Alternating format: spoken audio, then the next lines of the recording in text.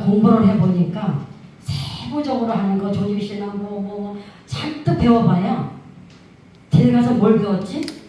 뭐가 남았지? 이렇게 됩니다. 중요한 건 뭐냐? 개념 사상이에요. 확실한 개념으로 사상화되지 않으면은 이게 신학이 확고하지가 않아요. 그래서 저는 여러분들의 책을 하나 드렸지만은 이거는 여러분들이 집에 가서 많이 보시고, 제가 뒤에는 백지로 이렇게 했는데 그 일부러 했습니다. 그거는 여러분들이 제가 필기할 때 뒤에 필기하라고, 노트를 가지고 필기하면은 저도 노트가 엄청 많은데 하나도 보질 않아요. 그래서 뒤에다가 이렇게 책 뒤에 한 페이지를 남겨놨는데 거기다가는 여러분들이 작성을 하고 이렇게 하면 됩니다. 저는 주로 개념을 확실하게 하는 거. 그래서 이게 완전히 사상화가 돼가지고 절대로 잊어버리지 않을 수 있는 거. 아멘. 어떻게 하면 그걸 심어드릴까? 1000개, 10,000개 배워봐야 이게 체계화가 안 되면 소용이 없어요. 아멘. 그래서 저는 그런 쪽으로 여러분들에게 강의를 할까 합니다. 아멘. 그래서 하나님께서는 창세기에 보면은 하나님께서 사람을 지으시되 하나님의 형상으로, 하나님의 모양으로 사람을 지으셨다고 했어요.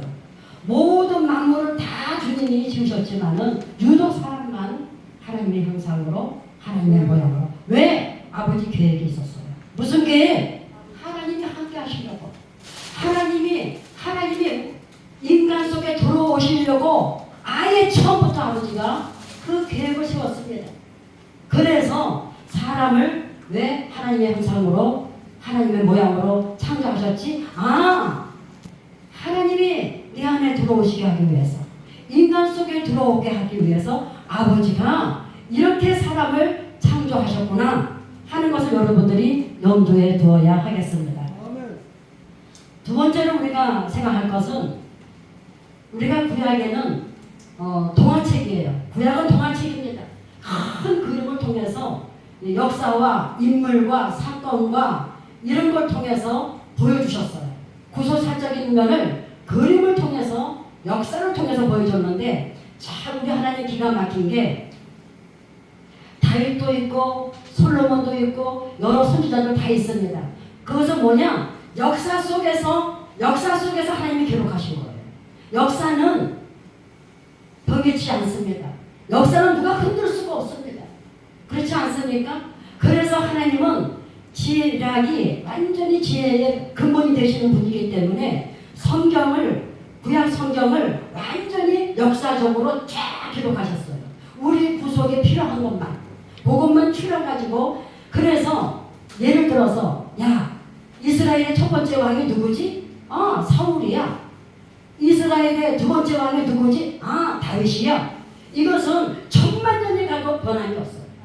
그래서 아버지의 지혜로 역사는 변기치 못하기 때문에 하나님께서 구약에도 그렇게 역사를 토대로 해서 구속사적으로 우리들에게 계시를 보여주고 있고, 신약에도 예수님이 오셔서 유대 땅에 오셔서 이렇게 말씀하시고 제자들을 부르시고, 이것은 팩트예요. 사실입니다. 신화가 아닙니다. 전설이 아닙니다.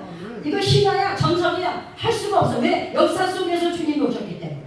역사 속에서 주님이 오셔서 행하시고 말씀하시고 천국 복음을 전하셨기 때문에 이것은 변개할 수가 없어요. 아버지가 그렇게 하셨습니다. 자, 그러면은 우리가 우리가 구약에 보면은 이스라엘 백성들이 바로 왕에 다 손아귀에 있었어요. 그들은 자유가 없었습니다. 강국적이 돌아오는 자유가 중요합니다. 자유가 없었어요. 그들이 시키는 대로 해야 됩니다. 자, 아담의 죄로 말미암아 마귀 사탄들이 곤중 권세를 잡고 있어. 이 지구의 왕은 누구냐? 이 세상의 왕은 누구냐? 마귀 사탄이에요. 그래서 그 안에 있는 사람들은 죄에서 벗어날 수가 없고, 저주에서 벗어날 수가 없고, 사망에서 벗어날 수가 없습니다. 어느 누구도 죄의 결박에서 풀어날 수가 없고, 저주의 결박에서 풀어날 수가 없고, 사망에서 풀어날 수가 없습니다. 누구든지 무덤으로 가는 것이, 한 번 태어나서 죽는 것이 정한이치요 죽은 후에는 반드시 심판이 있다고 했습니다. 그래서 마귀 사탄의 손에 딱 잡혀 있었는데 바로 왕에게 딱 사로잡혀 있었는데 그들이 어린 양의 피를 통해서 다 해방함을 받습니다. 바로 왕에서 그 노예 생활하고 자기 자유가 없었는데 거기서 누가 어린 양의 유월절 피를 통해서 그들이 모세가 하나님께서 다 예비하셔가지고 그들을 다 끌어내셨습니다. 그것이 뭐냐? 에클레시아.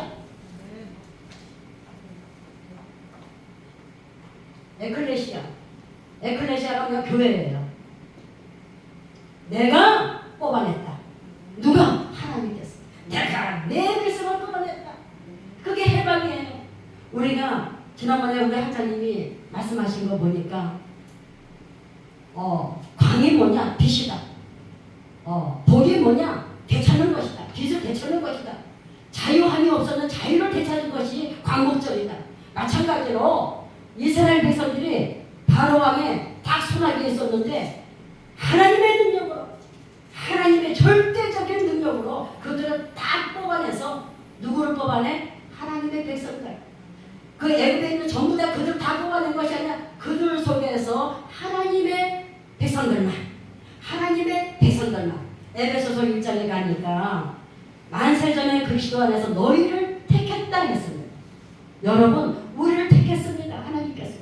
내가 내 의지를 믿어요? 천만의 말씀입니다. 내가 내 판단으로 믿어요? 내 지식으로 믿어요? 아니요. 하나님은 성령께서 나를 불러주셔야만 예수를 믿는 겁니다. 내 힘으로 예수 믿는 게 아니에요. 그래서 믿음으로 가는 나라 하나님 나라. 믿음은 아버지가 주시는 선물이라고 했습니다. 자, 이스라엘 백성들을 애굽에서 모세를 통해서 하나님의 전능하신 능력으로 마지막에 유월절 어린 양의 피를 통해서 해방을 시켜주셨습니다. 그것이 뭐냐? 에클레시아. 내가 뽑아냈다. 내 백성들을 내가 구원해냈다. 구출해냈다. 이것이 되겠습니다. 그러면은 우리가 여기서 중요한 것은 뭐냐? 예수님께서 하나님의 백성들을 구원하시기 위해서 신약의 예수님이 동정녀 마리아를 통해서 이 땅에 오셨습니다. 그런데 예수님의 이 땅에 오신 그것은 뭐냐? 어떻게 오셨느냐? 이게 중요해요. 기독교 역사를 보면은 야, 예수님이 어떻게 참 사람으로 오냐? 예수님은 신이야. 예수님은 하나님이야. 어떻게 예수님을 향해서 참 사람이라고 말할 수 있느냐? 그렇게만 주장해도 이다. 또 예수님은 인간이야. 인간의 모습으로 오셨잖아. 우리랑 똑같이 먹고 마시고 했잖아. 그러니까 예수님은 인간으로 하셨어. 무슨 신이야. 예수님이 인간이지. 그래도 이다. 우리의 구원주가 되시기 위해서는 우리를 죄에서 저주에서 사망에서 구원하기 위해서는 예수님은 반드시 신인, 오늘 요거만 합니다. 신인, 양성 1위. 예수님은 반드시 신인, 양성 1위로 오셔야 구세주가 되는 거예요. 왜 그러지? 왜 예수님이 참 사랑,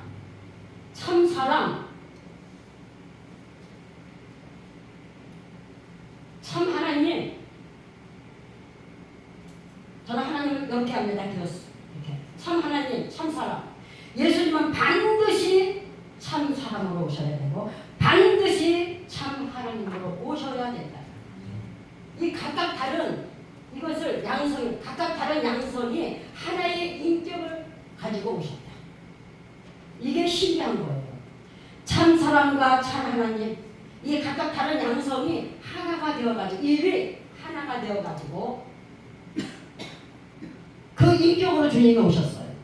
성경이 그렇다고 하니까 우리는 성경을 보면 그렇구나. 예수님이 눈물도 흘리셨고 우리와 똑같이 잡수시기도 하셨고 죽으시기도 하셨고 피곤도 하셨고 주님은 동정녀 마리아의 몸에 또 우리와 똑같은 모양으로 주님이 오셨고 예수님은 참 사람이다.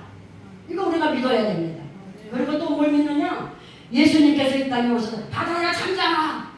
모든 그 자연이 예수님의 말 한마디에 다 순종을 합니다. 그래서 예수님의 제자들이 와, 하나님의 아들이구나. 나사로야 일어나라.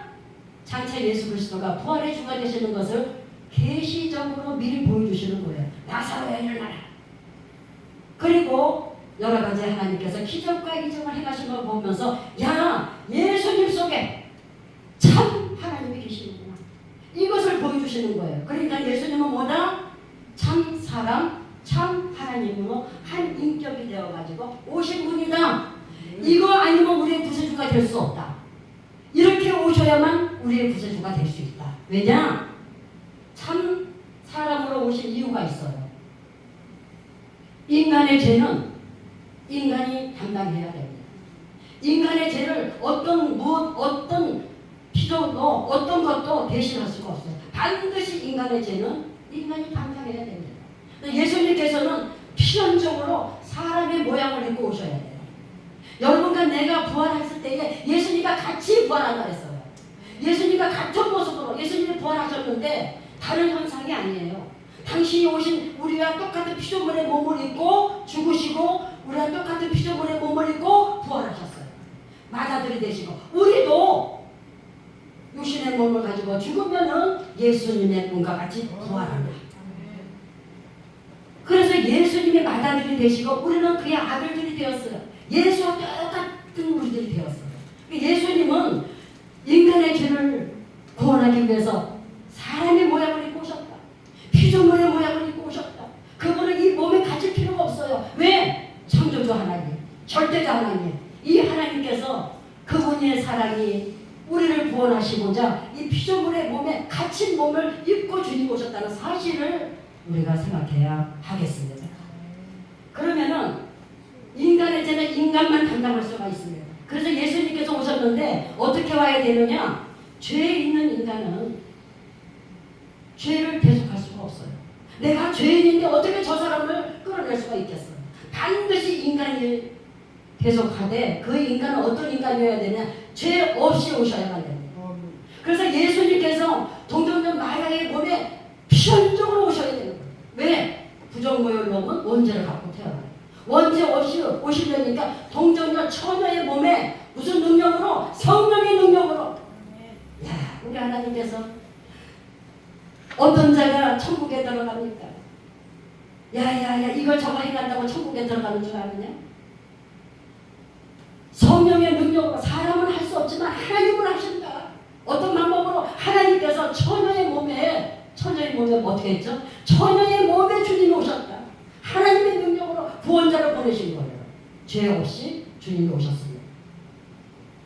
그러면은 예수님이 죄 없이 오셔서 죄인들을 구원하실 수 있는데 왜 참 하나님으로 또 같이 인격으로 오셔야 되느냐? 참 하나님은 자 예수님의 보배로운 피는 만백성을 구원하게 넉넉하다 넘치다 믿습니까?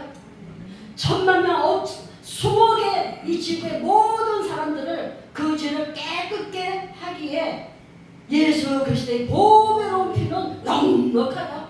모든 자를 다 구원할 수 있다. 뭐죠? 가치적으로.